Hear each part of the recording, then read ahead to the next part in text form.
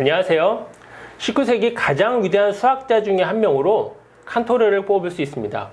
이 칸토르는 신실한 신앙인이면서 아주 엄청난 수학적 업적을 남긴 수학자입니다.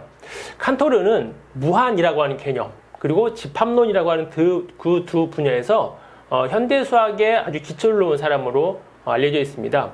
그 전에 무한하면 우리는 지금 한 중학교, 고등학교 과정에서 무한을 배웁니다. 무한을 수식화해서 배우는데요. 그것이 바로 칸토르의 수학적인 그 지식 위에서 가능하게 된 겁니다. 그 이전의 학자들은 무한이라고 하는 것을 수식으로 다룬다는 것을 불가능하게 봤습니다. 원래 우리가 무한이라고 하면 이렇게 팔자를 옆으로 뉘어놓은 바로 그거잖아요. 근데 무한은 무한대로 큰 건데 그것을 도대체 수식으로 어떻게 수치화시킬 수 있겠느냐? 그냥 머릿속에서만 가능하다고 봤습니다. 실제로는 가능한 것이 아니라 그냥 상상 속에서 그렇지 무한히 크다라고 하는 것만 가능하다 봤는데 칸토르는 그것을 수식화시킵니다. 그러면서 칸토르는 크게 세 가지로 무한을 나눕니다. 하나는 절대적 무한, 또 하나는 물리적 무한, 또 하나는 수학적 무한입니다.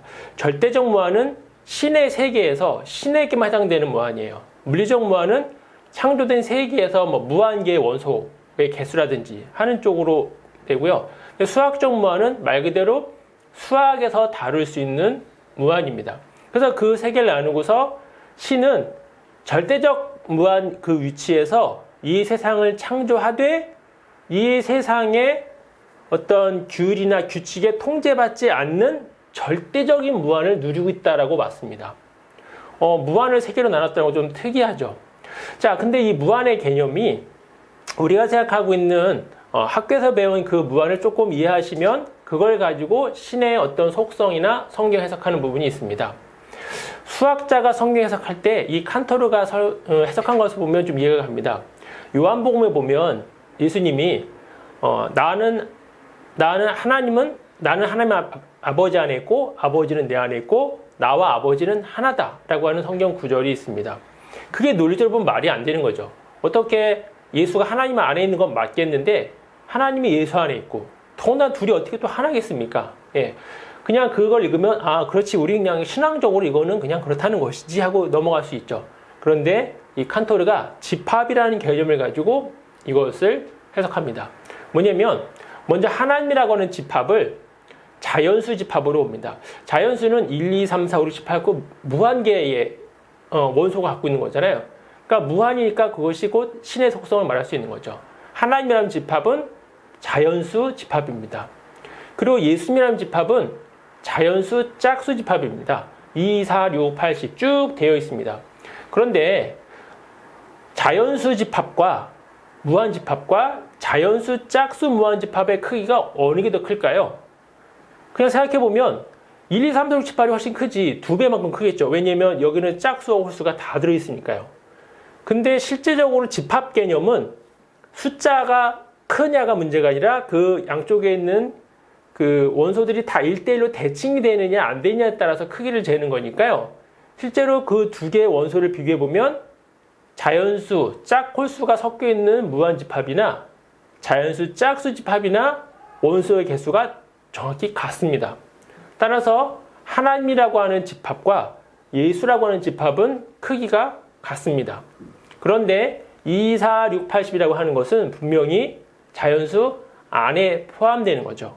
그러니까 예수님이 내가 아버지 안에 있다. 예수님은 짝수잖아요. 자연수의 짝수니까 당연히 자연수 안에 들어있습니다.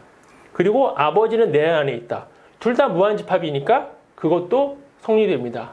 따라서 아버지와 나는 하나다. 둘 다 무한집합으로서 같다고 할 수 있기 때문에 무한집합입니다. 놀랍지 않습니까? 각 우리가 생각하는 성경을 읽거나 성경을 해석할 때에 그냥 영적으로 해석하거나 그냥 설교 들을 때 그렇지 이렇게 윤리적으로 해석하는 것만이 아니라 수학자가 성경 해석했을 때 일반 사람들은 전혀 생각하지 못했던 아주 놀라운 그런 결과를 우리는 보게 됩니다. 또 하나는 삼위일체 해석인데요. 성부와 성자와 성령 제일 헷갈리는 거잖아요.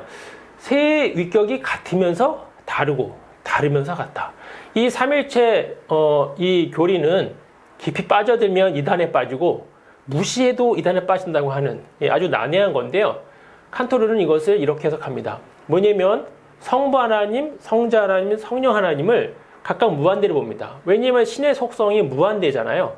전지전능 전선한 것이 무한대니까 그것을 무한대로 봅니다.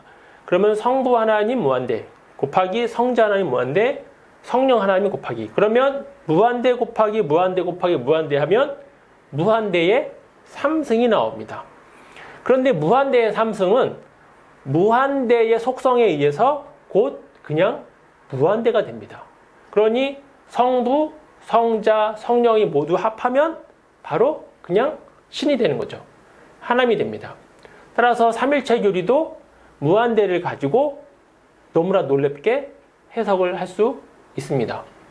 칸토르는 이런 무한 개념 그리고 집합 개념을 통해서 사람들의 난제를 생각했던 거, 무한이라고 하는 것을 숫자로 수치화시켰던 거, 그리고 집합 개념을 가지고 집합론을 발전시킨 것으로 현대 수학에서도 엄청난 그런 영향을 많이 끼쳤습니다. 우리가 지난 시간에 몇몇 학자들을 봤잖아요. 근데 이 신의 존재, 신의 관념을 어떤 신학자나 어떤 그냥 어떤 일반 신앙인들만 고민하는 것이 아니라 깊은 신앙을 갖고 있다고 하면 그가 과학자건 논리학자건 수학자건 그들의 전문 지식을 가지고 성경을 해석하고 신의 존재를 증명하려고 하는 것이 상당히 많다는 것을 알게 됩니다. 그러니까 신앙이라고 하는 것, 신이 있냐 없냐라고 하는 것은 그냥 논리 속에서 아니면 내 머릿속에서 나오는 것만이 아니라 엄청난 지식 위에서 논리와 정보와 어떤 학문의 연구 위에서 계속 되풀이되고 그것이 쌓여가고 있다는 것입니다. 그러니 유실론자들이 이제는 더 이상 유실론이라고 하는 것이 과학의 시대에 좀 뒤처지는 것이 아닌가라고 할 이유가 전혀 없습니다. 다음 시간에 또 뵙겠습니다. 감사합니다.